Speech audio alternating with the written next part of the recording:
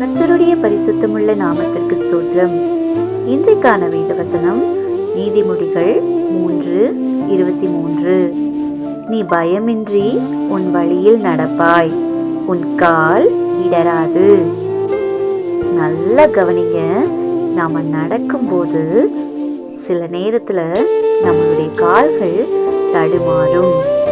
ஏன் தெரியுமா? நாம் பயத்தோடு நடக்கும்போது தடுமாற்றங்கள் வரும்.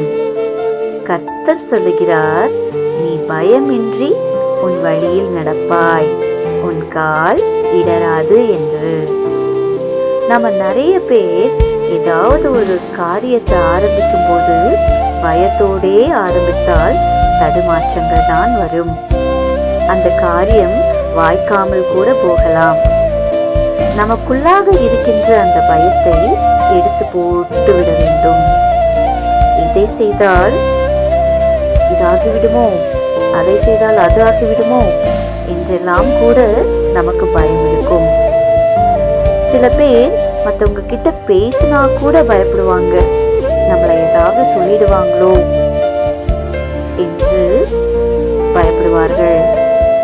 படிக்கின்ற பிள்ளைகள், ஐயோ நான் எவ்வளோதான் படித்தாலும் எக்ஸாம் டைமில் எனக்கு எல்லாமே மறந்து போயிடுதுன்னு பயந்து போய் இருப்பாங்க. அந்த பயத்தாலே எல்லாவற்றையும் மறந்து விடுவார்கள். அவர்களால் ஒழுங்காக அந்த எக்ஸாமை கூட எழுத முடியாமல் போய்விடும். வாழ்க்கையில முன்னேற விடாம தடுப்பதே இந்த பயம்தான். நாம் தடுமாறி விடுகின்றோம்.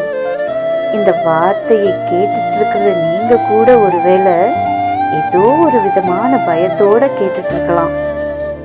கர்த்தர் உங்களை பார்த்துதான் சொல்லுகிறார், நீ பயமின்றி உன் வழியில் நடப்பாய், உன் கால் இடராது. யாருடைய கால்கள் இடராது தெரியுமா? நீதிமொழிகள் 3:1 சொல்லுகிறது, என் போதகத்தை மறவாதே. அப்போ நாம் அவருடைய அறிவுரையை, அவருடைய கட்டளைகளை, அவருடைய உபதேசத்தை நாம் நினைவில் கொள்ள வேண்டும். நாம என்ன செய்கின்றோம் தெரியுமா? போதகர்களோ இல்லை என்றால் ஊழியக்காரர்களோ போதிக்கின்ற வார்த்தைகளை ஒரு காதில் வாங்கி இன்னொரு காதில் விட்டுவிடுகின்றோம். அதை அலட்சியப்படுத்துகின்றோம்.